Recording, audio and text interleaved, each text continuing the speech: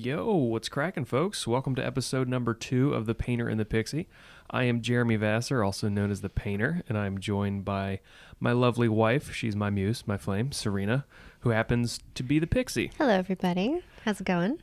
So, first off, just wanted to give a little bit of a heads up to our viewers on the YouTubes. Serina and I ran out of time this morning, Yeah, a little bit. which you'll find out why when you listen to the show. To record the intro and the outro with the video up, and now we look like slobs, so we're not going to redo it. No, not right now. Not right now. So just fear not, the meat of the podcast is all videoed up for you. We did have a slight snafu when my brother called me during the show, and it clipped out the video, but it comes back. So just hang in there with us. The audio's still fine, and I'm sure you'll just get to look at our lovely logo for a few seconds. So anyway, just wanted to let you guys know that's a coming. So in this episode of the podcast, we give an update about our January challenge. I talk a little bit. We're on week 2. Week 2, going strong. Yeah. And I talked a little bit about my thoughts about like kind of the purpose behind the podcast and kind of what we're up to right now. And we had a couple of surprises, little new topics, a little bit about blood sugar regulation. Yes, the topic of the day. And yoga update, some fun stuff. Yeah, we had a good yoga story, and then I will just say we talked about making something delicious in February. Oh, yeah. Stay tuned. I don't want to get a little teaser a little bit. Yeah. That's how you get them involved. Yeah. So, all right. I think that's it. Yeah, that's a good lead up. All right, folks, let's do this. Ladies and gentlemen, without further ado, please enjoy episode numero dos of The Painter and the Pixie. Roll that intro. This is only the beginning. All right, ready? Ready? What you're going to hear about today is nothing short of a miracle. Well, I don't believe it. Let's find out. Ready, set, go.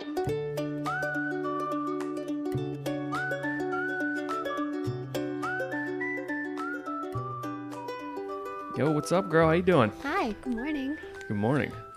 So, I'm doing good. yeah, How are you? better now. That's We got a good. little pre-show excitement, folks. So I was setting up some of our video and audio equipment this morning, and I had my just like my punch list I was going through, and Yeah. then I could just feel my body just getting hot, and I'm just like, oh no. I'm like, yeah, it's fine. Just breathe through it. It's fine. I'm just like, and then I'm like, okay. Okay, it's fine. I've just had too much coffee and probably not enough food. And then I went over to like get some. I was like, okay, I need to put something like in my stomach. Yeah. I know I need some food, so I like got out some ham and a huge, awesome block of Swiss amazing. cheese, and I started to like try to get into that. And then I was grabbing those supplements with the Phosphatidylcholine. yeah, that one, and then the beta TCP. Mm-hmm. And then I was like, oh, it was like heat wave, like sweating. And then I was like, oh, I need to sit down. I like ripped my shirt off. I was like so hot. And then I was like, damn it. I knew it was just like an adrenal response. Well, I came out of the bedroom. I was like, you're on the floor. I'm like, are you okay? I see sweat. I'm like, you had your shirt on at that point. Yeah. And I'm like, something's not right. What's going on? And you're just I like, was- I almost passed out. Like, I feel so dizzy. And I got so hot. Yeah, I don't know if I would have passed out. I just felt really dizzy, which I've like felt that way. You push it way too hard in a workout or like just overheated from something. But particularly this feeling is way more of Jeremy's had way too much coffee over an extended period of time, which I've been going pretty hard in the paint this week and last week. Yeah. And then because I get locked into projects and working on things, then I might not eat as much. But And you drink more coffee. and I drank more coffee, so I was, a little wired, and yeah. So then I was sitting like, you're not supposed to say Indian style I do anymore. know. It's a Crisscross crisscross applesauce. applesauce, which whatever. That seems ridiculous, but or cross-legged. You can say that sometimes. yeah. So crisscross applesauce, and then I had my shirt off, and then oh man, you got an ice pack out. and put I on my know what to neck. do, man. I know what to do. It was so good. So You then, have to open and close your hands like this. a little yeah, fist. so that you triaged me very quickly, and like, do you want to explain from like a biological standpoint what happened and why what happened? Yeah. So I've been there before. I've seen a lot of people go through this similar situation, but essentially what happened is you had a blood sugar crash. You had a period of hypoglycemia, right? Blood sugar crash. And then your body was trying to help you out. Now, the interesting thing about that is, so when you have your blood sugar should stay nice and steady. Right. If you have nice little rolling hills of blood sugar, that's wonderful. But you've gone, I don't know when the last time you ate food was. So, dinner yesterday? I had some stuff late last night, like at probably like 1:30 in the morning. Oh, I was, okay. I was eating slices of ham and big chunks of cheese. Okay, so that's really not that much of a long time, but that's But okay. it wasn't that much. Like Yeah. probably the volume I ate yesterday was not a lot because I don't think I had. I worked on that. I did a photo shoot with my brother and his Yeah. wife yesterday, and I had like one big bowl of chili. But that was probably like the food that I had through like most of the day. Cause then I went and I worked out. I did a sauna treatment. So I did like 30 minutes of the sauna. And then I went like a jackass and went to Starbucks.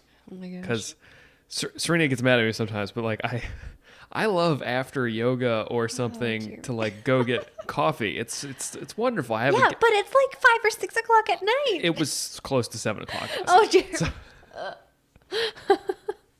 You know what was dumb is I pulled into the drive-thru at Starbucks because I have a gift card, and Serena and I are known for being coffee snobs.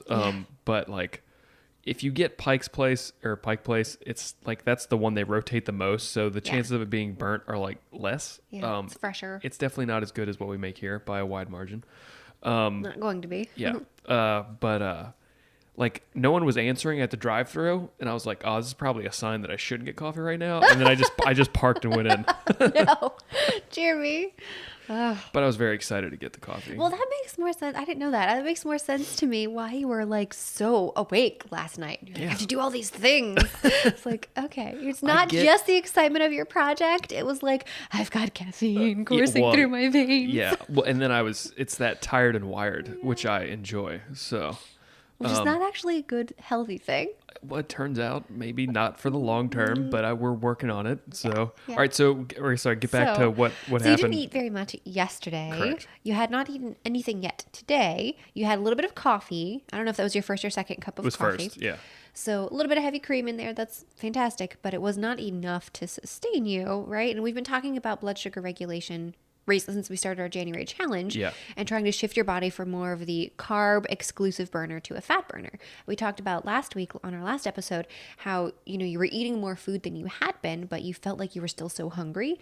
So what that tells me, and what that tells you is, oh, I don't think my body is burning fats very effectively. Your fats are supposed to be what sustains you during times of fasting, whether that's between meals or whether that's while you're sleeping or whatever. You should be able to say, okay, I've burned my carbs, blood sugar up, and then it comes back down. Oh, we dipped too far. Let's go into glycogen stores, which is glycogen is the stored form of glucose in the body. And then it will pass off and say, okay, dip down, used up the glycogen. Let's burn some fats to bring us back up to, good balance. And you have these nice little rolling hills of blood sugar. Right. That's what we want to have happen. That's what should happen. What was not happening for you is you would have the eat your food, blood sugar up, and then normal progression, blood sugar drops down, but it drops a little too far. And your body says, oh, hold on. I think we're like entering almost emergency territory here. Right? So when you enter emergency territory, your emergency responders, hello, adrenals, come into the picture. Your adrenals are these little tiny walnut-sized glands that sit right on top of your kidneys. And for those of you who don't know what your adrenals are, and they're basically responsible for producing stress hormones in the body. Cortisol, adrenaline, also known as epinephrine, norepinephrine, or noradrenaline.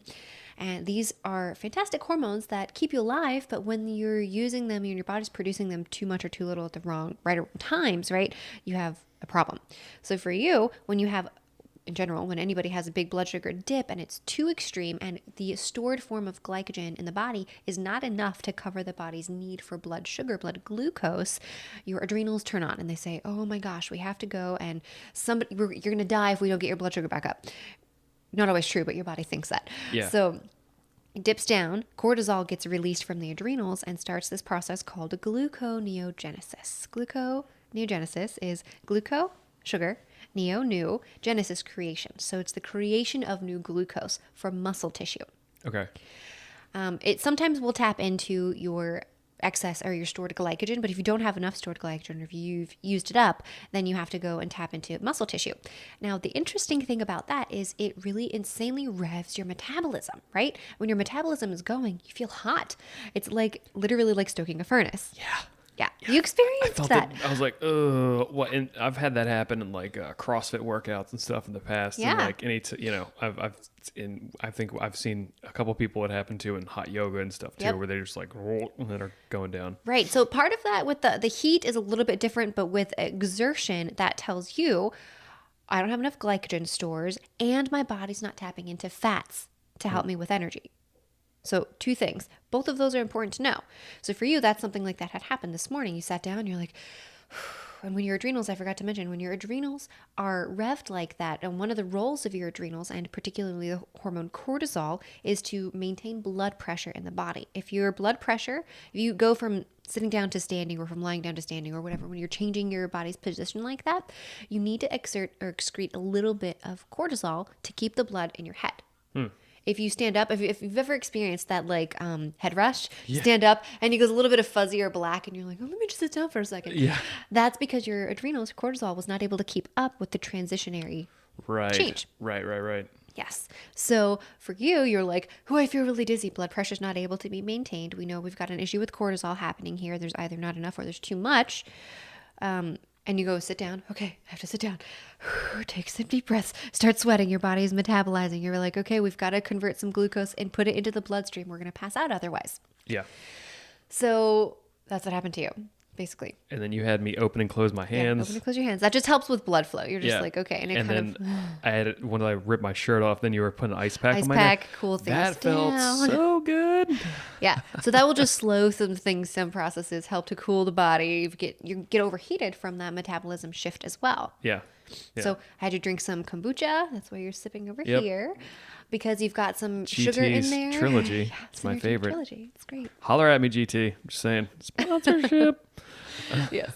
So a little bit of carbs, easy to digest carbs, a little bit of sugar, nothing like crazy, but help to bring that blood sugar back up a little bit. And that's because we're not doing any sugar right now, so not any grains really. So it's like just get something easy into you quickly, absorb it quickly. You chewed up a little phosphatidylcholine, which helps you to metabolize your fats. Had a little slice of butter, which is a medium chain triglyceride. Butter, Swiss cheese, and ham. Yeah, the butter Which is is just easy to delicious. absorb. So it's a little Yeah. bit of fats. Hopefully shift your body. Say, okay, burn these instead of going to burn my muscles. Yeah. For glucose, and sit down, take a few breaths, go outside. It's like, what is it? It's 18 degrees outside right now. Yeah, I walked around shirtless with Gus outside for a second. I was like, woo, Calm all right. down, Yeah. calm down. Reset your system. And it's good to know. Now we know, okay, here's how I can help to support you to be back into fat burning mode. Yeah, well, I knew I was pushing a little bit too hard into the paint. Yeah. So this is a good transition into our challenge recap. So if y'all have watched or listened to last week, you'll kind of know that Serina and I are engaging in a January challenge. And side note, shout out to all of our YouTube viewers. Yeah. We changed our setup for you guys this week because we thought this would be a better angle. Yeah, you're kind of like sitting with us now. Yeah. So, and if you're not watching on YouTube and listening to the show's now available on iTunes, Stitcher, and also on Google Play. Ooh. So we're pretty much everywhere we need to be. Very cool. But also, if you're watching video and you see me look at my watch, this is actually an Apple Watch that is linked to my phone, and I have a screen. Like I see a live feed of the video. So Super that's cool. why I'm not trying to ignore Serina or anything. I'm just checking to make sure everything's still in frame and we're recording. So, but anyway, we're doing no alcohol, no sugar. We're doing no refined carbohydrates. no refined carbohydrates. Let's see, we're doing 12 hot yogas in a month. And I'm doing 4 YouTube videos in a month. And then for my channel, And 3 posts and then on we're our doing Instagram 3 per posts per week for Instagram for the Painter and the Pixie, and so we've been maintaining all of that. I am so I think it's been pretty much like 2 weeks, right? Yeah, 2 weeks. Today's day 14. Is it the 13th or the 14th? I think it's the 14th. Is It's 14th. Oh, well, there you go. So I'm down 8 pounds. So I'm also down 8 pounds. yeah, we're both down 8 pounds, and aside from like yesterday, I have been eating like a pig. So I'm not. Yeah, which is another reason why your blood sugar was off. You were like, Yeah, whoa, yeah, I just what's happening? Because I just had a lot of project going on, and that always happens when like I get a late start and you just have coffee, and then you just transition into something. Like I had to set up the studio and get things going. And it was just I need to make sure I get a huge bump of calories in the morning. Well, and that's what usually you get your smoothie and stuff. Yeah. And I didn't do the smoothie because I knew I had to. I said to everyone last week that I was going to make a film about making or doing the smoothie and put it up on Instagram, which I was up till, I don't know, like 2 in the morning. 2 in the morning last night doing that. And then I got all the footage over to my cousin Drew. So shout out to Doobs, man. He's a champ. That's a guy who, for all of those watching on YouTube and seeing some of the upcoming videos, that is who is editing all of my stuff. So it's pretty awesome and fun to work with him on this stuff. But I did drop the video on Instagram this morning, and it was so awesome. If you're watching it on YouTube on Instagram, like make sure you turn your sound on because it's even more ridiculous with the sound on. But it's just supposed to be fun and silly. And then Serina did a very nice post on our Painter and The Pixie with all the ingredients and everything. How to make it, yeah. So because I'm not drinking and I'm not eating sugar, like those are the 2 ways you can really mess yourself up, and cause massive inflammation. So, and I think like I get used to being inflamed, and that's kind of how, I've honestly felt close to like drunk and messed up when I've had like a huge amount of sugar. Like it's a similar kind of a vibe. Yeah, and part of yours, when you drink, your jam is G&T, gin tonic. And the tonic water has a decent amount of sugar in it. Right. Not like as much as some things, but it definitely has a lot of sugar because there's some arguments to be made that some hard liquors like that, like gin, don't really mess with your blood sugar all that much. It by itself, like if you did a shot of it or something. So when we start drinking again, just shots. No, that's not what I'm saying. No. But there's a lot of sugar in your mixer. Right. So you get used to that, and the feelings are almost synonymous. You're like, are you feeling this from tons of sugar overload, or is it from alcohol and sugar? You know what I mean? So it makes sense. Well, and a lot of people that are heavy drinkers too, like you. Not that I wasn't a heavy drinker, but like if you do like rum and Coke or any of that, I mean you're getting a ton of sugar. So anyway, this is probably the longest because I've done no booze challenges before where I've gone like a month or whatever or gone like a long period of time, but I've never eaten I think as clean as I've had. Even when I was cutting weight for jiu-jitsu back in the day, like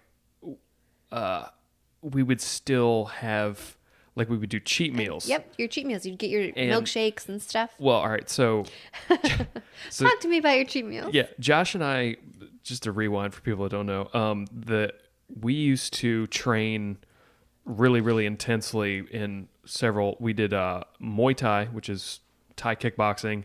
We did wrestling 2 days a week. We did, and this is all what we were working full time, painting, doing contracting all day. So we'd contract all day and then drive around to all these gyms that we were a part of. We did strength and conditioning 2 to 3 days a week. We did wrestling 2 days a week. We did competition Muay Thai 2 to 3 days a week, and then we did competition jiu-jitsu. Busy boys. 2 to 3, and like that's all we did. That's all we. I had no social life. So then anyway, we would get done our main training at like 1 o'clock on Saturday. We were done. And so we would be planning our cheat meals from like Wednesday because we'd eat our version of clean all week, which like knowing what I know now, I definitely would have been eating a lot differently. Done a little bit differently. I could have suffered way less and still gotten the better results. But anyway, so Josh and I, we'd plan it out. We had these epic, and I believe a lot of the big ones we did, we were still living at home. So here? Yeah. Because we were like in our early 20s. Wow. So... Yeah, Josh, I would drive to Grand Park Pizza and get a full large pizza, probably like ham and pineapple or like pepperoni and onion. Oh my gosh. And then I would get a lot of times I get like French fries and onion rings from there. Of course, I would also naturally. stop off at 7-Eleven and get us both sodas. Oh. So usually like a Coke and a Sprite, something like that for me and Josh. And then what size were these sodas? I mean, at the smallest, they were like a 24 ounce, Okay. thing. Not like 2 liters. Not like 2 liters. No. Settle down. I'm just wondering. I don't know. And then my brother would go to Outback Steakhouse and get a bloomin' onion. With your onion rings? Well, if we got a bloomin' onion, I wouldn't get onion rings, Okay. but I probably would get French fries. Yeah, I mean, of course. And then he would go to Friendly's and get us 5 scoop sundaes. And Each? Each. Yeah, 5 scoops. So and just the 5 scoops are Wow. like, so I would, and the trick is with Friendly's, what I did was I would get vanilla ice cream because I wanted the toppings, and you didn't want to like Overdo it. you want like a really? nice base to build on, because then they did hot fudge, peanut butter, marshmallow, whipped cream, sprinkles, and a cherry on top, and then Reese's Pieces, because it was a Reese's Pieces 5 scoop sundae. So that's what we would do. Wow. And we would literally start at like 4:00 and Just gorge. we put the pizza in the oven, and that was when I had like my whole TV set up in my room with like surround sound, and I would have movies just stacked and ready to go, or like we'd serial watch like Lost, and it was kind of like around that time, and it was just stuffing, because I mean we were just working out an insane amount, so we would do that and then pretty much pass out. So that's naturally. That makes sense. Wow. so those were the cheat meals, I don't think that's probably good for you, but it was fun. So now with this, like I've just been clean for like 14 days, and really I have felt my brain like recalibrated probably about like 8 days in. Yeah. Where it's just, and I've been taking like heroic doses of CBD that you've been giving me. Oh man, that shit's awesome.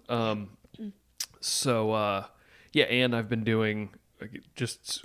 There's a lot of contributing factors to why I feel the way that I feel, which aside from this morning, which I know why that happened, I've been feeling awesome, folks. So just like my brain has like clicked into another, it's kind of like how I felt a number of years ago before.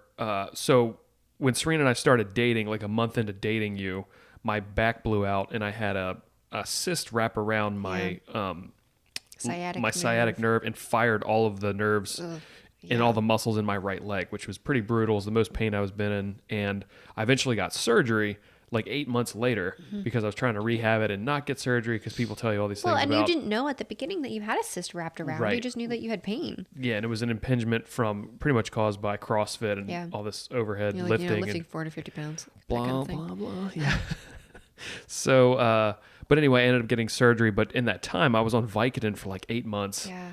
And dude, 8 or 9 months, a long time. They give you pills. Just, it's so easy to get pills. Yeah. And so I was pilled up for like a long time, and then dating you, which was an intense experience, which we can get into that later. Probably not in this episode, but it was not a normative experience. Yeah. What's up? Pause. Okay, and we're back. Yeah. So what was I saying? You were saying that you were on pills, a whole bunch of pills. Right. So anyway, we just had to move a cord. It's fine. So yeah, it definitely altered my brain chemistry. And then we, went into being married and adjusting to all of that. And then that was, you were also unwell physically. Yeah. So we all had we got better together. Yeah, kind of. Kind of. Yeah. So then, and I think too, what's important to realize is that, talking about like depression, I know some people can get weird talking about it, but it's actually a biological response to, particularly to injury. Because if you think about, like humans used to live in small tribes, usually, sub 150. And what happened was, if you're in a hunter-gatherer tribe and you actually sustain a significant injury, particularly as a man, what happens is like your testosterone drops, you actually are more averse to risk. So you kind of like pull in on yourself. Yeah. You'll be less extroverted. Because you want to be able to recover. You've got to recover, and the mechanism is so that you go back to the kind of the tribe area or like your home and chill, and that way you're going to give yourself enough time to recover. Right. And then once you're healed, then things start to kick back in, and then you move. So there's like a refractory period where you're chilling, recovering, and you're kind of, your energy output is much less, and there's a like hormonal response and all of that. So depression does have a like biological Role? role and significance to it. So but the problem is you can get stuck because depression is a stable brain state. It's actually self-promoting. So your brain's comfortable being there. So it will actually do things to keep you in that state. So definitely off and on for the last 5 years or so, it's been since, I mean, I can pinpoint it right on since I blew my back out. Yeah, impingement, Vicodin. Because you Yeah. impinged your nerve in November. Yep. And then I think like the middle of November, or was it the beginning of November? What? Your impingement. Yeah, no, it was October 14th we started chatting, Yeah. and then I blew it out in November. Yeah. So And it must have been the beginning of November because it was impinged when we went to my birthday dinner, that first birthday dinner. Correct. And then you started Vicodin in, I believe, the end of November or December because you kind of like let yourself have a little bit of time. And you were on Vicodin until you had back surgery in August. yeah, and then they put me on so many pills. You were like taking 9 or 10 of them a day. Oh, what, on Vicodin? Yeah. Yeah. So I have a super high tolerance for stuff. Right, because you're a painter. I'm a painter, Your and- liver's like, chemicals, just process it And quickly. honestly, I didn't feel. Some people have like said they really enjoyed being on Vicodin and stuff, and I did not. I just felt dull. I didn't feel. and it didn't barely help with the pain at all. It didn't touch it, dude. It did not touch it. I mean, maybe I was taking the wrong shit, but man, it was rough. So anyway, because of all of that, fast forward through, marriage, and through a series of events. I mean, we moved into here. I renovated this whole space, and like my brother got engaged, so I was getting kicked out of my house. So it was a lot of like just reactionary, and then we've been chilling here for a minute, and I think kind of licking our wounds and figuring out what we're gonna do. And then now it's like I had been feeling like it was time to start pushing harder, and even like I experimented with the podcast last year and did my own thing, but it was kind of like just an experiment. I wasn't really looking at it from a like let's make this a real thing kind of a thing. So now, I think the reason that I am enjoying this challenge so much is because you knock out the booze, you knock out the sugar, and then what that does for me, I can feel my testosterone just jacking way up. So Well, and you got rid of booze, you got rid of sugar, and I want to also mention, because this is a big deal for you too, refined carbohydrates. Like you're not going out and getting burgers with buns and fried potato, French fries and all this other stuff, because or like eating a ton of the blue corn chips, Right. Because there have been times where you've been like less sugar, but never no sugar and no refined carbohydrates. Because true. refined carbohydrates turn very quickly into sugar in the body. Yeah. Very, very quickly. So for you, this is the cleanest you've ever eaten ever. As far as sugar goes, for sure. I'm trying to think. Yeah, I really Since I've ever known you. And I would say that as far as like affecting my brain and my brain chemistry, a lot of people I think would link it to just no booze, but but honestly, like it's the combination of all of those things. And I'm doing I'm also going to hot yoga 3 days a week. And your saunas. I'm doing jujitsu twice a week right now. Next week I'll have my full schedule 3 times a week, and then I did 2 strength conditionings this week and 2 times in the sauna. Yeah. So like Lots of good stuff. I'm shucking and jiving. I walk Gus 4 or 5 times a week. Yeah. And I'm working on all this stuff for Instagram, and so like I'm pretty coming in hot. Yeah. It's because I have an insane amount of energy now. Now it's just I remember why it's so annoying, because my brain's just like I'm like oh yeah, that's why I was drawn to this like thing that turns the volume down. Alcohol. yeah. And for me, it's gonna be trying to find out like what the good like balance is, where I'm not getting wired in and staying up till like 2 a.m. Right. Like hammering down on stuff. So Part of that is this could totally just be like nothing, but like might involve not drinking coffee at 7 o'clock at so night. that's a good. There's 2 things. There's 2 things. Maybe a little bit of There's help there. no coffee. Pretty much like I can drink coffee probably through till like 2 or 3 o'clock in the afternoon. Like if I had something after lunch, I'd be fine. Yeah. It's when I have it like north of 5 o'clock. 6, And 7. the other thing too is sometimes when I come home, I have a bigger gap between when I get home and training. So like I took a nap. I forget what day it was. Might have been Thursday or something. And no one was home. Yeah. And I went out for 30 minutes and I slept like I got shot. Like I was done. And then I definitely got into a deep Yeah. like REM cycle. So then that was tough to fall asleep. Yeah. Even after training. Yeah. But it's all good. So You're balancing out. You for gotta me, find it's- any normal. It's only been 14 days, man. a sub 12-minute nap is good. That's like a good like okay, I'm I good. should do that. But those are nice. And then no, and the things I don't really need coffee. I love it. Yeah. It's delicious. I know, it's so yummy. So, but anyway, it's all good. I'm feeling pretty jazzed up. Yeah. And How are you feeling now? now? Yeah, I feel compared to good. this morning. I feel good. When we started recording, I was a little like burp. But yeah, the Back up, kombucha's good. it's good, and I'm hoping to have some more coffee later. But it's still my friend. I know. But what's sweet it is I'm easy. so hydrated because there's no alcohol. Yeah. I've definitely Water. been having more coffee, so like a little bit. Yeah. Well, you like liquids and you like flavors. Big fan. And you love coffee, so it makes sense to me. But yeah, we're doing like the Zevia sodas. Those are delicious. Kombucha's awesome. Big fan there. And Yeah.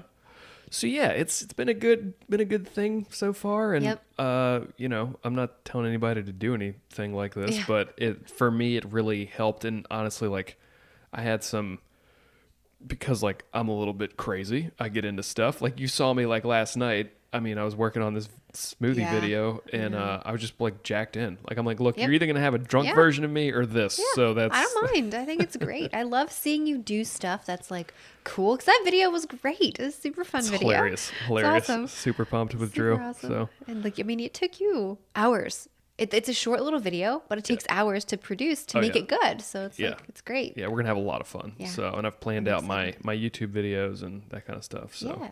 and how are you feeling? Good. I feel great. Yeah. Yeah, I feel pretty good. It's like, I know I mentioned this last week, but the challenge is not super hard for me. The like refined carbohydrates and sugar is like not that big of a deal. That's not part of my normal. Right. So the alcohol was a little bit that creeps in a little bit more. And like, so last night I went and I picked up wings and stuff for this game for your family. Yeah. And I'm like hanging out at the restaurant. I'm not going to name the restaurant. And it's like, it was a super long wait. I got there at like 5:30 and they're like, oh yeah, your pickup got pushed back to 6:30. I'm like, all right, what am I going to do? So I'm waiting around and they're like, oh, do you want some beer on the house? You know, you could just sit here and have a beer on the so house. And I was like, tempting. sorry, thanks. Well, how about would you like an appetizer or something? I was like, no, I can't do any fried food.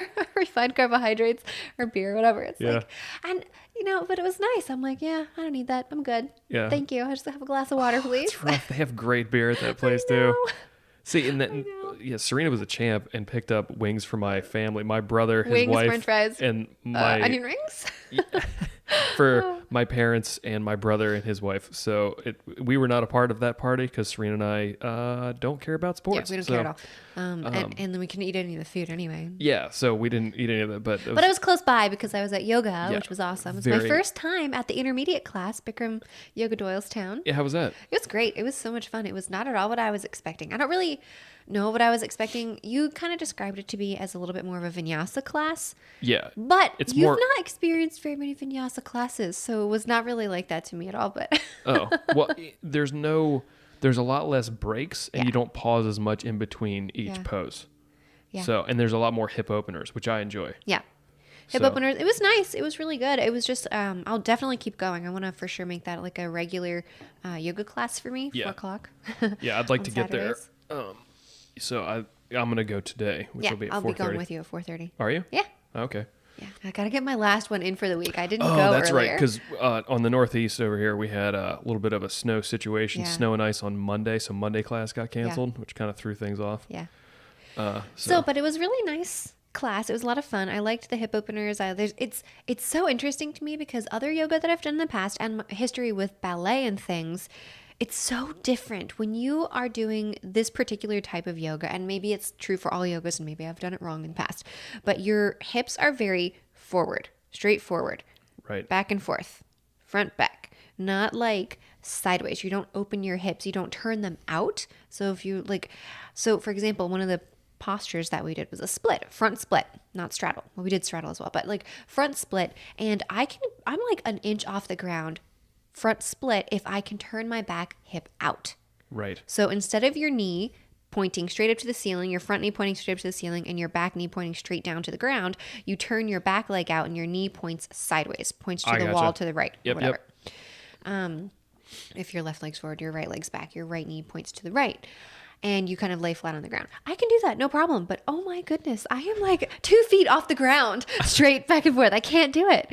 So I was like, all right, this is good stuff to work on. And it feels totally different. So I'm like, all right, got some goals. It was pretty fun. But anyway, the studio is only like 5 minutes away from the restaurant that I picked up this food from. So I was like, of course, I'll pick that up on my way home. Yeah. It was totally fine. But yeah, yoga's been going well. It's been fun to get back into it. And I'm like, all right, I don't think I need to stop anymore. I think I just keep going. That's good, man. Just 3 days a week. Yeah. That's a pretty sustainable pace. Yeah. And yeah, it's some interesting experiences too with yoga.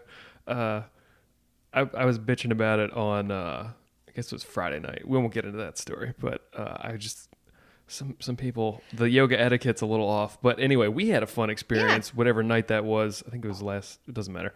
But there was a sub who was very lovely, very kind lady, good teacher. But so Bikram is very disciplined and regimented, and there's no BS in the class. They're a little militant. Like you don't, I like it because great. from my martial arts background, I appreciate the discipline and that people aren't allowed to talk. I love it when there's like, anytime there's like 3 kind of chatty teen girls come in and do it, they get shut down immediately. Right. I You're love we're it. here to focus on doing like, this is- Bikram, not on chatting about your week. This is what I was saying. Like I almost have an admiration for the balls that young, attractive, like teenage girls have that are like late teens. So like maybe they're college age or whatever. They just think everything is theirs. And I'm like, this is so shocking. They come in and just started talking. They were late. Yeah, And the just- one chick walked in late. Just chatting like it's. Yeah. I'm like, this isn't your class. Like this is our class. Like you shut up. You're not even good. Like just like. Well, she doesn't know. She obviously has no concept of the etiquette of the classroom. No. She is not familiar with the process at this studio. Not at all. And you even said she was kind of like, this is really hard. Like, what did you? It's really hot in here. Well, yeah, it's Bikram. Are you kidding me? So, and I don't want to disparage her or talk too much shit, but She gotta learn. It's She's just very, like very. young, The does point. not know. The point is, I appreciate when the teachers just like nip that in the bud because it's you're trying to when you're getting into these poses, particularly in Bikram, you're holding these things for a long time. It's a lot of balance postures and stuff. More like Hatha style. Yeah, and you really need to concentrate. It's a lot of balance and concentration. You're trying to push yourself a little bit harder, but not too hard to like snap something. So anyway, we were in this hot one with you, and the teacher. 2 things. The one she was clapping every time that we had to change into something. Snapping. Yeah. So that was a little like, hey, well, it was more like jarring. Yeah, like, we're used to our normal teachers just say change when it's time to shift postures. And the other thing is so it's a different style she's coming from. She's a sub. Different You expect style. that. It's totally fine. And then we get to the end of the class, we get through all the poses, and then at the end, what's it called when you're Savasana. Savasana, okay. Yeah. You know that. Well, no, because I say it's Savasana, but then what's Shavasana? Is that something? That's just the same thing. People just pronounce differently. Okay, all right. So that always threw me off because I was like, I heard him say it both times. I'm like, am I saying it wrong? Yeah. Cool. Well, that's good to know. Now I learned something. Corpse So, pose. and- Lay flat on your back. Yeah, Everything's class is done. relaxed. You're laying on your back, and then usually they give you about 2 minutes, and you kind of just breathe, and Reset they yourself. turn the Absorb lights and off, practice. so there's like lower light, and it's very calm in there, and a lot of you're just trying to kind of absorb the practice, bring your heart rate back down, Chill out. and usually the instructors will say like, "Thank you for coming. Great practice. Good job, everyone. We'll see you tomorrow. Namaste." Something like that. Yeah. And then you just are relaxing in silence by yourself. So just keep in mind that every single Bikram class that I've gone to, which is for a number of years, has been just like that. So now, so for this one, keep in mind the lights are off. There's like 20 people in the class. Yeah. We're all laying down. And so there's like little Christmas lights around the bottom. There's Christmas lights on. A little bit of lights, but not pitch black. But you're laying there. You're all sweaty. It's super hot in the room, and you're feeling good from there. But you're ready to do your final meditation for yourself. Get up and get on with your stuff, and then keep in mind you're laying on the ground with your eyes closed, so it's kind of like a very vulnerable spot. And this lady started singing, and it was so shocking that it happened that I was just like, "What is going on?" Yeah. And then Everyone felt like that. and you felt immediate like the awkwardness. Everybody in the room, you could Everyone feel was the like, tension. "What?" Like What? just everyone tensed up a little bit, and then what was funny is it kept going. It was a Right, really long like- song. Like it was just not just one little thing, like I wish you well or whatever, which sometimes now, Yeah. Jeremy, you have not experienced a lot of other yoga classes. And you explain this to me, it makes and more I sense have. now. Yeah. Many yoga teachers have like their own ending to a class. They will maybe sing a song. That is actually not uncommon in certain other circumstances, other types of yoga. Not usually very long, a little bit, or like they will read a little meditation or a little prayer, or use, this one's also fun. People will make like little essential oil sprays that they spray across, Right, you know. right, yeah. And I've been in classes before where the yoga instructor is also a massage therapist, and she does a little shoulder massage or whatever on pull, a little traction on the neck or whatever. Yeah. And it's really relaxing and nice. So like, okay, I get it, I've but been- this is not the style. I've been to some of those. Yeah. I have had some of that, or they'll like read a poem, Or yes. or like something like that. Yeah. But so she sang. She did one little phrase, one little section of the song, a little verse, and then breath. Now, this is because it's all a cappella. Yeah. And then the next verse, and then the next verse, and then you're like, this is like 10 verses. I wish you love. Stop. She sounded really nice. She has definitely had some vocal training. Oh no, she was good. Yeah. But it was just so odd. We were all like, okay, you've been singing for more than 2 minutes. What do we do? Like, what are we all supposed to do right now? It was so funny to but me. she You're was like, very, very kind. Had a lovely voice. It was just shocking in that moment of like, what? I didn't know this was an option. So- I know, it was just so funny, and I was thinking back because I had met her, and we'll leave her name out of it, at the Yeah. beginning of class, and she was like, "Oh, I haven't subbed here before, or for a long, long time. Yeah. Is there anything I should know?" And I did not know to tell her, "Yeah, we don't sing at the end of class." Well, it's not. Well, then I was thinking later, I was like, dude, that takes some balls. Yeah, it does. To like sing. And she was good. Sing It was a just so cappella. Yeah. surprising to No, me. she was very, tonal quality was good. Seemed like she was on, on point. Totally on pitch. She was Yeah, great. yeah. It was really funny though because I knew she was a singer when she was giving us instructions throughout the You class. said this, yeah. The way she pronounced her A's, and if anybody who's listening has had a vocal training, your A's are kind of like open and short at the same time. Like you have an A, but it also sounds like ah almost because Okay. you know how to project that and you know how to make it sound smooth and silky almost. So she was pronouncing these words, and I was like, oh man, I think she has had some vocal training. She's just very smooth in the way she was speaking, and then she sang at the end, and I was like, I was right. There you go. Nailed it. Yeah, and it was, I mean, the chicks upstairs in the locker room were kind of like, wow, that was really good. That was really impressive. So not everyone was bothered. We were just so Yeah. surprised. Yeah. It was just This is so comical. What's happening right now? Something new for sure. Especially at the Bikram studio. So, cool. Well, that was our little yoga recap. Do you have Yeah. any other recaps as far as our challenge goes?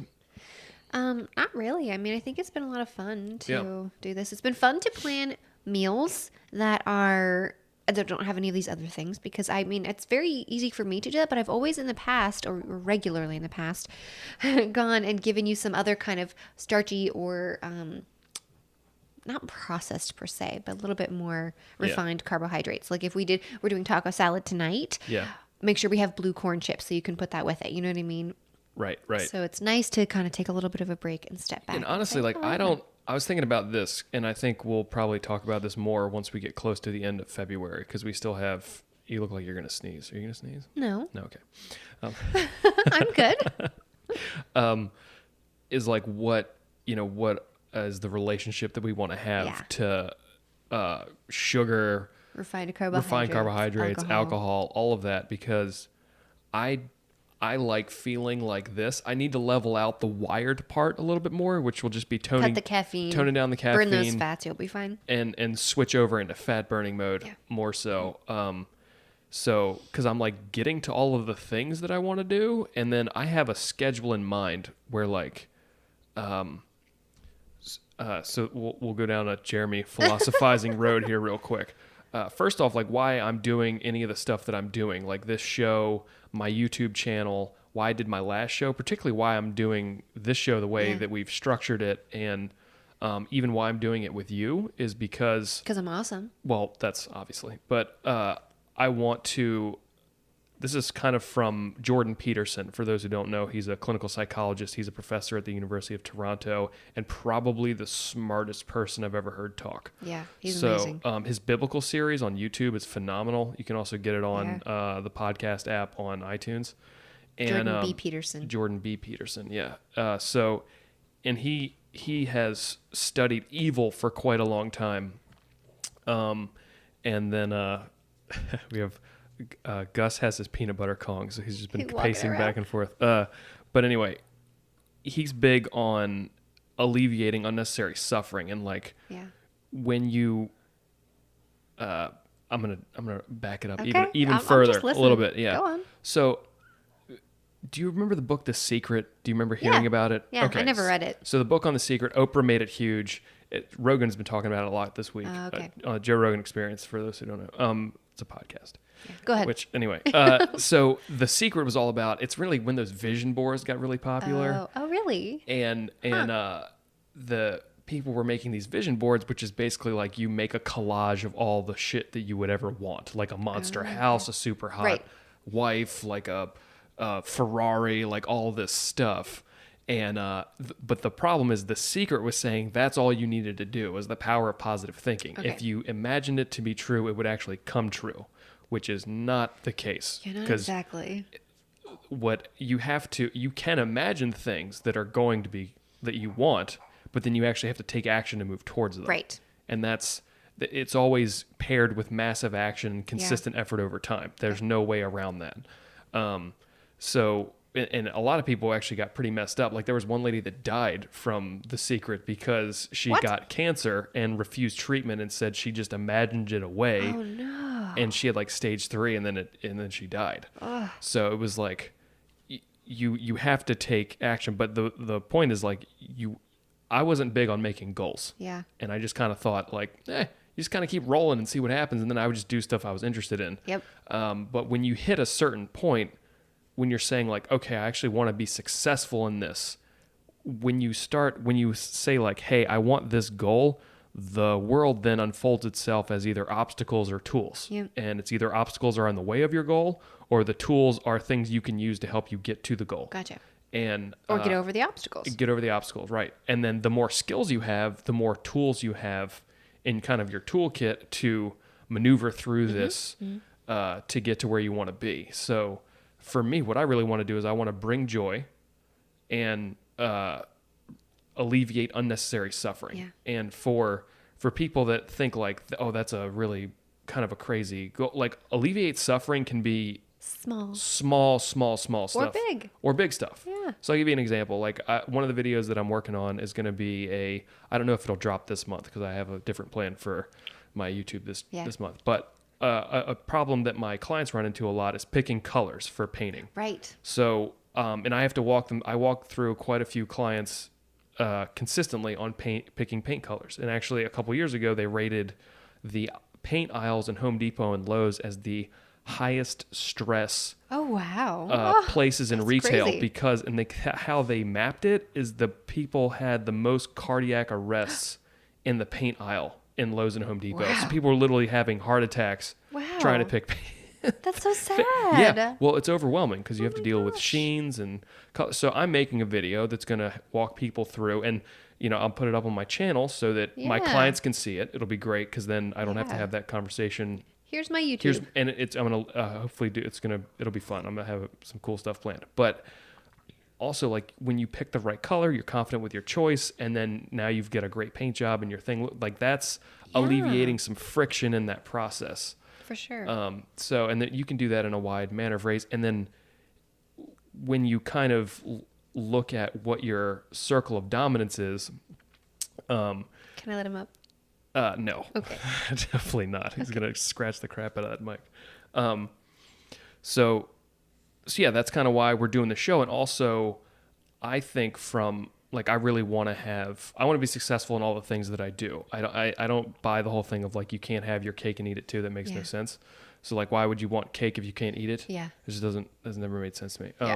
So like, I want to be successful in all of the things that I do. And I want to have a successful marriage with you. Yeah. I want to have a baller podcast. I want to have a great YouTube channel. On our I want to have like a good like kind of a production company and all the things we're doing. I want to have an awesome dog. He's pretty awesome. Probably going to get another one of him later. We want a fun farm setup. We want all these things. And then now actually like moving towards them has been pretty sweet. Like I can see the path, which is sweet. And then for this, like I think the best way, at least for me, to interact and kind of build a good relationship with someone, like even you, like my wife, is to work on something together. Yeah. So it's fun to do projects together. You feel accomplished. You have, achievable things. Yeah. It's great. And this show is something we are building together. Mm-hmm. And I think that's super important to me, that we're both excited and pumped. Like we've already been working on the Instagram posts and that's doing been so much fun, silly things. And now we have to sit down and talk about like, what are we going to talk about on the show? And like kind of keep that. So this is something that binds us as well. Mm-hmm. And we kind of get, and it's the Painter and the Pixie. So that's like you and me. So it's sweet. But, so that's kind of why I have that's I guess the morals and the ethics behind how I'm oriented in this show and my pursuits. That's and the purpose of the show. But yeah, promote joy, alleviate unnecessary suffering. What's up, dude? He's like, that's my jam too. I know. He's good at it. So, and that's kind of, I'm feeling really, really good as far as like where my brain is and where we're going. And I feel like, right, Gus, are you in frame? Let's see if he's in frame. I don't know. What do you think, Serina? I think maybe his nose. He's little nose. We'll see if he's making it on the YouTubes. Yes, he is. Yes. Fully in frame, awesome. Folks. There we Love go. It. That's Gus. I'll give him a headset later. Perfect. A little mic stand. Hi, sweetie. So, all right. And we'll talk a little bit about how, because that was a long segue. And I'll touch back on, I kind of want to start throwing some philosophy type things. Real talk with Jeremy.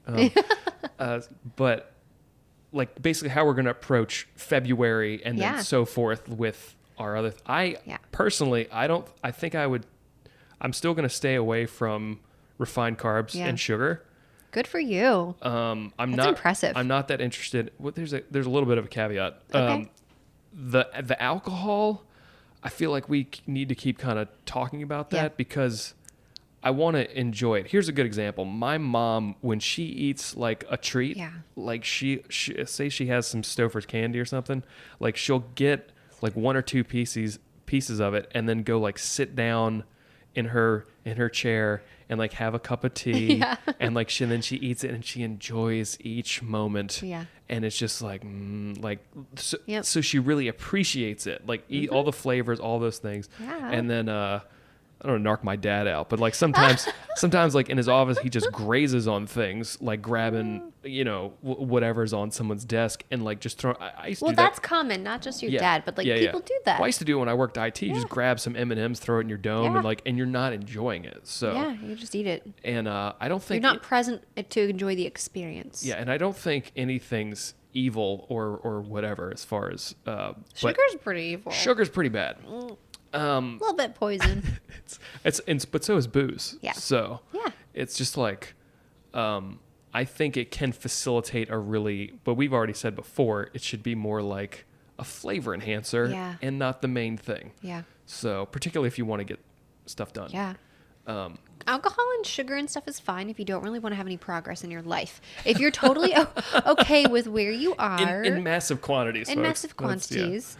Yeah. If you're doing something like sugar and alcohol every day, like you're not going to really do much different with your life. Well, I'm so much less inflamed. Like I can push harder in all of my athletics, which that to me makes a huge difference. I mean, particularly with the combination of yoga and jujitsu and then not being inflamed.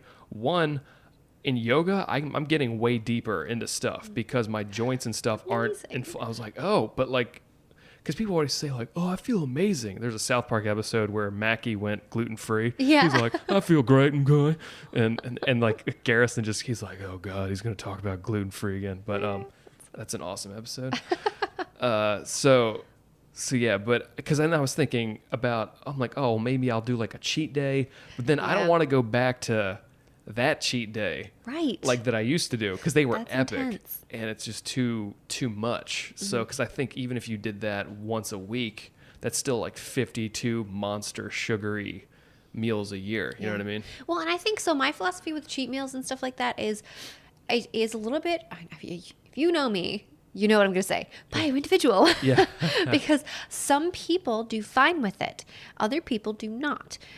In my experience, most of the time, if you do something like plan a cheat meal and that's your focus, that's what you're obsessed with each week. Whereas I think the healthier option, or I don't even say healthier, but the more balanced option for me is to eat clean. And then once in a while, when there's a special occasion, indulge and enjoy it. Like your mom enjoys those chocolates. You know what I mean? Yeah. Because when you really enjoy and savor those foods, that's a totally different, your body has a different response. If you have all of this anticipation, here comes the cheat meal, you get this huge dump of dopamine from Right. the brain when you eat those meals. And then that becomes the reward system. Only when I'm depriving and then I get the reward. You do not want to perpetuate that process of thinking, because that's how you get stuck in that rabbit hole, and it's very hard to get out of it. That's why I always say you don't reward yourself with food. Right. Those types of foods. You want to find something else that's going to give you dopamine from a different source. Yep. And that's a really solid point, because I was thinking a lot about that, because a lot of times you use food, like I'll eat more crappy food when I'm bored. Right. So you're bored, or it happens all the time. You drink more when you're bored, because you're just looking for some other stimulation. And then that becomes the habit. So instead of looking outward and saying like, okay, what's something else that I can do? Yeah. It's just paired really well with like energy, testosterone, everything's up. It's like, okay, great. Like, but now I've got to do something with it. Yep. And then I just forgot how much like energy I have. I'm like, oh, he's so annoying. Yeah. Like, that's, Well, you said this earlier. I don't know if you finished this thought. You said, I have the most energy that I have in your back surgery story. Right. Like you felt this way pre-back surgery. And ever since then, that was like coming up on 5 years ago?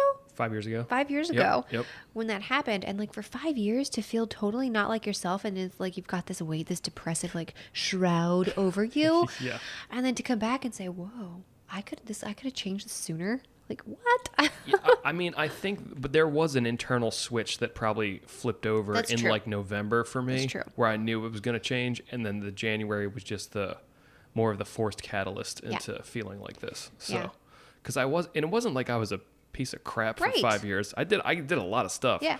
I'm still contracting full time and all this stuff. I know, but I mean, like to it's, feel good in your brain and in your body is a difference. You can still Yeah. do a lot, but to feel like I'm at home in myself. Yeah, I mean, I ran an ultra marathon. I did a bunch of stuff where I was like, I was trying to get a feeling. I was like, just anything. Come on, dude. Like, let's go. And then finally it's like, and we're back, which I've heard a similar story from other folks that have gotten injured and things like that too. So it's not just me, but also too, I know we're talking a lot about alcohol this episode, but alcohol is a depressant. And if you just, the issue is for people that really, really enjoy alcohol, a lot of times you get a hit of dopamine as soon as you drink it. So you feel good immediately. It goes up, but then in the long term, it actually it'll keep you depressed. You'll need more and more of it to get the same hit of dopamine. And then particularly over the long term, it will keep you in a depressed state because of just how it ricochets and bounces back. So it's, again, I think it's all things in moderation. Yeah. Well, and that's why I say, going back to this whole cheat meal concept, I don't personally like that idea. Some people can do well with it and it's fine. And some people's idea of a cheat meal is like get a burger and fries once a week and not like a small serving.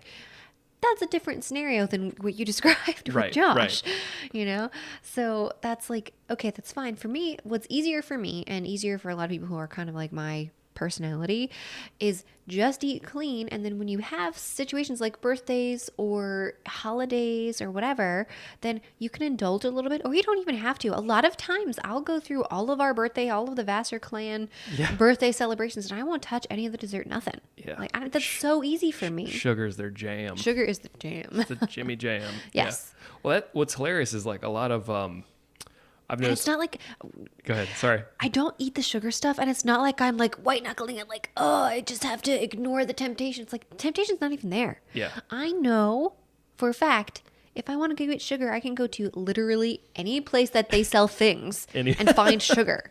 Anywhere ever. Right? Yeah. It's available.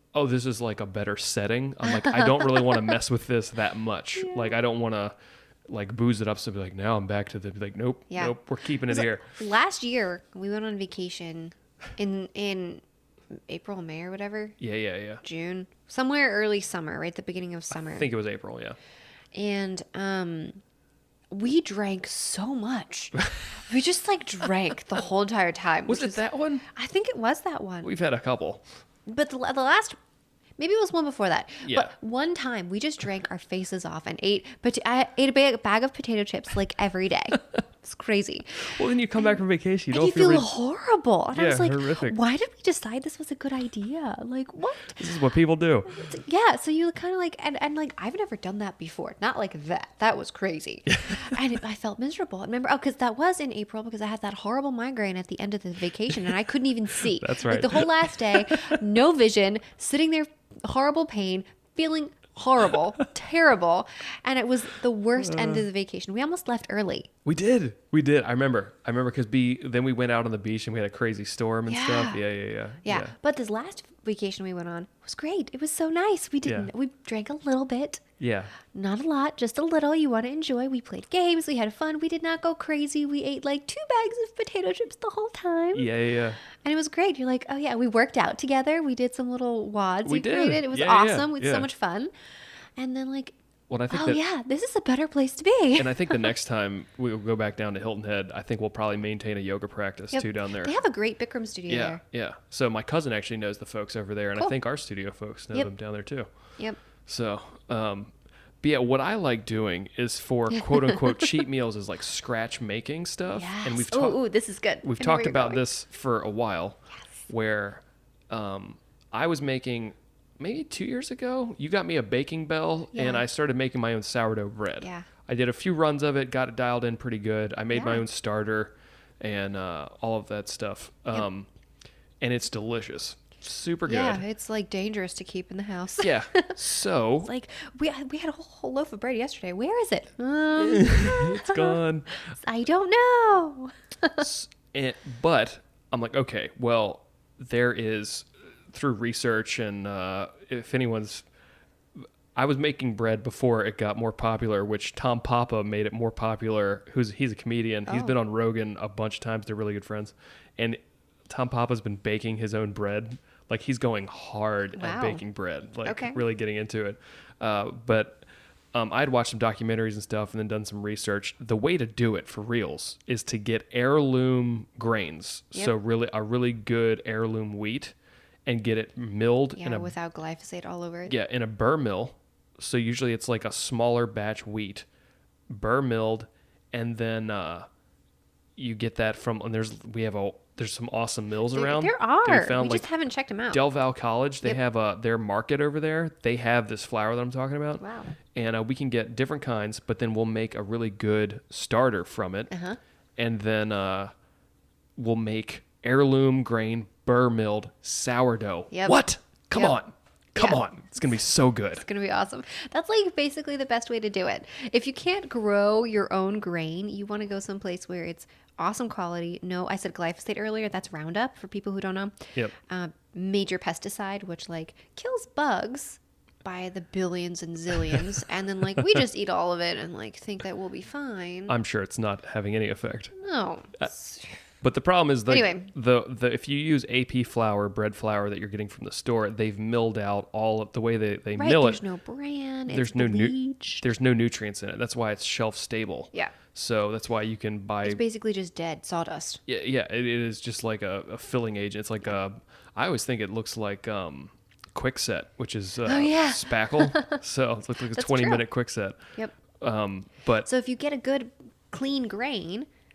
And it's fresh. It's still live, basically. Right. It still has good nutrients in it. And the way the burr mill works, it keeps the nutrients in because it doesn't destroy the germ in the top of the head of the grain. So it's keeping all the proteins, all of that in there. It's also a completely different gluten makeup. Yeah, different profile. And it's also because it's going to be sourdough. Yep. Sourdough is like the OG bread. Yeah. It's a fermented bread. So you've got some good cultures in there, and that's kind of And you grow your own yeast in the dough in the starter itself, so it's already like a live being. right. So, and then once you dial this in, it's basically the best possible version of bread, which is an awesome butter delivery system. Yes. So, and I think that's like we start getting that going. No one's gonna be mad at that.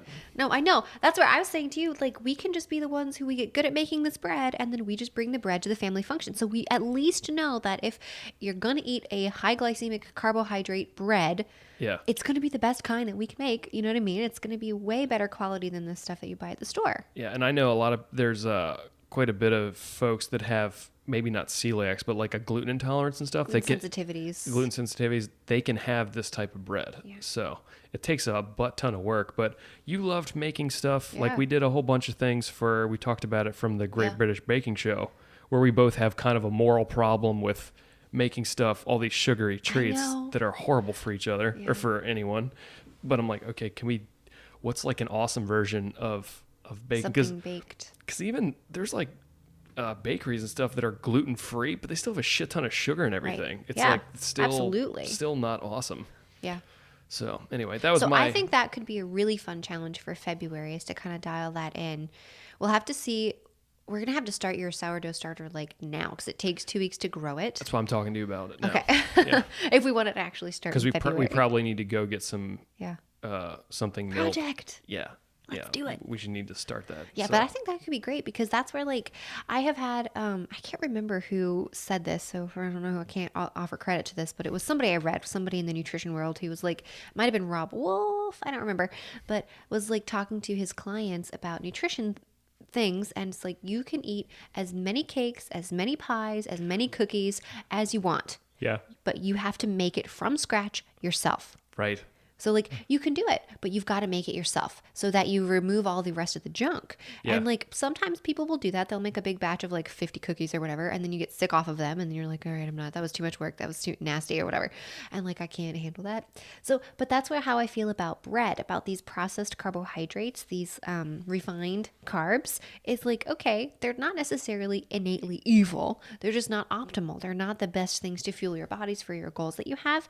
But if you want to enjoy them, make them yourself, because it's like the little hen, right? The red hen who made the bread or whatever. Like, you've got to make it for yourself and eat it and enjoy it. And then, like, you have your hard work in there. And I talk about this all the time when we eat meals, like a really nice meal, and people will inhale their food. No one's chewing. Side note, general recommendation for the amount of times you should chew your food, each bite is 20 to 30 times per bite. Good old mastication. Yes. The digestion, fun fact, your digestive tract only has one set of teeth, and they're here, not here, in the mouth, not in the stomach. So you have to chew your food in the mouth 20 to 30 times per bite. So I sit there and I think about how long it takes to get from growing or grazing on the grass to your plate. A very long time. I mean, years for animals to develop. Yep. Year in time to grow and prepare and process and, like, go from the farm to the farmer's market or to the grocery store to your plate. And we eat the meal in 20 minutes, 15 minutes. Right. Super fast. You're like, oh my gosh. We don't even appreciate that at all. So slow down, just like with the chocolates. Enjoy your food. Savor it. Appreciate it. Like, all of the hard work that has gone into this meal to nourish your body. Yeah. That's how I feel about the bread. You literally get your hands into it. You're making this from start to finish, as close to start to finish as you can. You're not milling it yourself yet. We will get there eventually. I've almost bought a burr mill. I know. I've almost bought you one too. But we're not there yet. We can't do that right now. So, like, you get to appreciate that, and you say, wow, I want a loaf of bread. It's going to take me 2 days to make it. Yeah. Yeah. Well, it cuts down on, I want to say that was Poland that said that. Was it? I can't remember. But because his point was, you could even say, like, pollen. I'm going to have some pollen. I think it was pollen, yeah. The Omnivore's Dilemma? It was in that book or one of his newer ones. Okay. But I do remember reading it. Yeah. But anyway, his point was like, oh, you want like a chocolate croissant? Yeah. Cool. They crank You can out have it. Crank out that Make one. Crank out some puff pastry.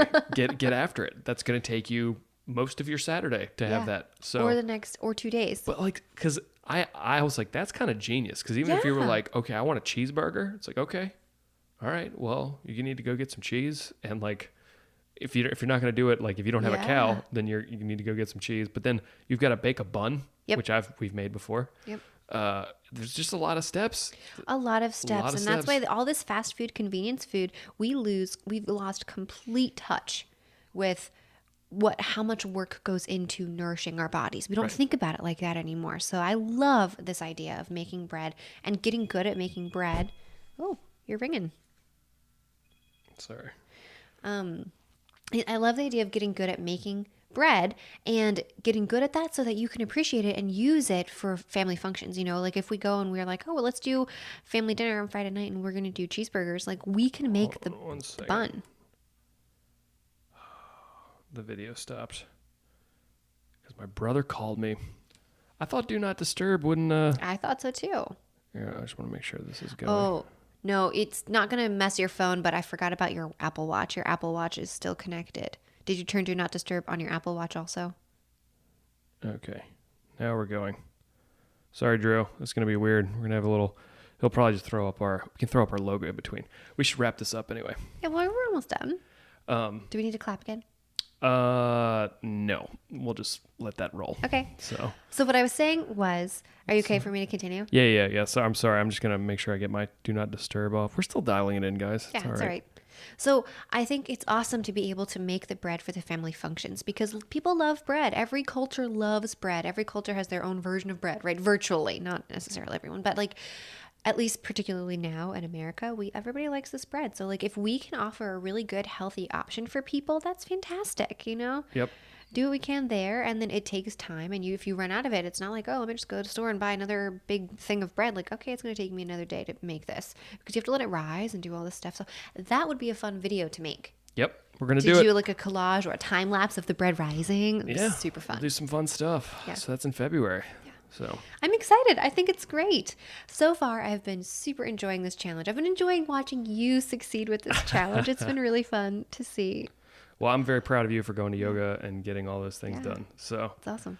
Good stuff. All right. Well, I got to put a pin in this because my brother got me Movie Pass for Christmas, and we're going to go see a movie here in a little bit. So I got to skedaddle, but possibly one of the best Christmas presents I've ever gotten. Yeah, it's phenomenal. It's fantastic. Yeah, we'll talk about it next week. Sounds good. So, all right. Thanks, love. Yeah. See you guys. Did you enjoy that one, folks? What do you think, lady? How'd we do? Yeah, I think today was a really fun episode. I hope you guys enjoyed it too. We had a great time. Yeah, it was good. Kind of a bummer we got caught off there at the end, but that just leaves you wanting more for next time. It's fine. We got plenty of time to record more of these things, so that's good. Yeah, good stuff all around. Alrighty, guys. This and every episode of the podcast is available on iTunes, Stitcher, Google Play, and YouTube. That's right, all of those things. If you just type in the Painter and the Pixie in any of those platforms, we will pop right up. You'll see our logo and have access to all of our shows. Yep. And we will get this smoother and smoother for you guys as we move along here. So also you can follow us on Instagram at the Painter and the Pixie for show updates and random videos about how to make a smoothie that's way overproduced and completely useless. Also, it's fun. It was good. It's very good enjoyable little video. Yeah, and all other kinds of shenanigans that Serina and I are up to. Yeah. So that is it for us today, folks. Thank you very much for listening. Have a wonderful week. Enjoy yourself. Stay out of trouble. Serena, do you have anything else to add? Yeah, thanks for listening. We totally appreciate it and hope that you have learned something. Maybe spend a little time, thinking about your food and chew a little bit, 20, 30 times per bite. She's going to sneak that in. Yeah, I'm going to sneak some repeatedly tidbits in is to chew your food. Chew food. I get that every day, folks. So just saying. Enjoy. All right, that's it. Goodbye.